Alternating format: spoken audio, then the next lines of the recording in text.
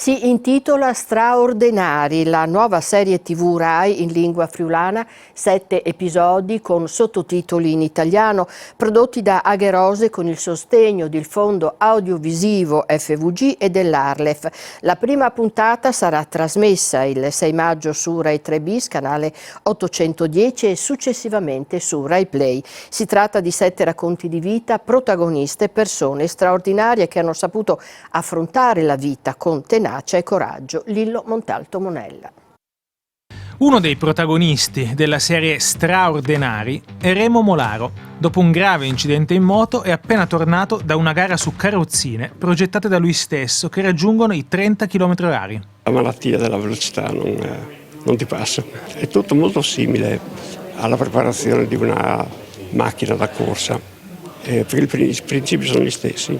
Assetto, posizione del corpo, stabilità.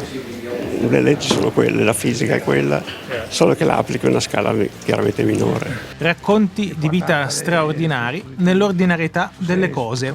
C'è per esempio Moreno che dipinge con la bocca e organizza mostre d'arte, oppure Benedetta che assieme al compagno Ivan, anch'egli tetraplegico, condivide la passione per l'hockey su carrozzina.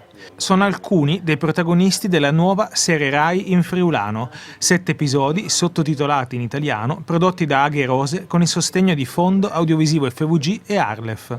Trasmessa dal 6 maggio su Rai 3 Bis, canale 810, dalle 21:20 e successivamente disponibili su Rai Play. Nel caso ad esempio di Benedetta e di Iva è un rapporto di coppia che convivono con la stessa disabilità e che quindi devono organizzare in modo preciso le tempistiche della loro giornata, perché per prepararsi uno ci serve un'ora e un'ora per l'altro, e quindi prima di 2 ore non si esce di casa, ad esempio. Il disabile non è un eroe, non è uno che, o meglio, non è un supereroe, è una persona che fa il possibile per superare dei limiti, questi limiti che circoscrivono il perimetro all'interno di cui si può muovere. A volte, se c'è la possibilità, può far trasformare questi limiti in qualità, in virtù su cui poi poggiare la propria esistenza.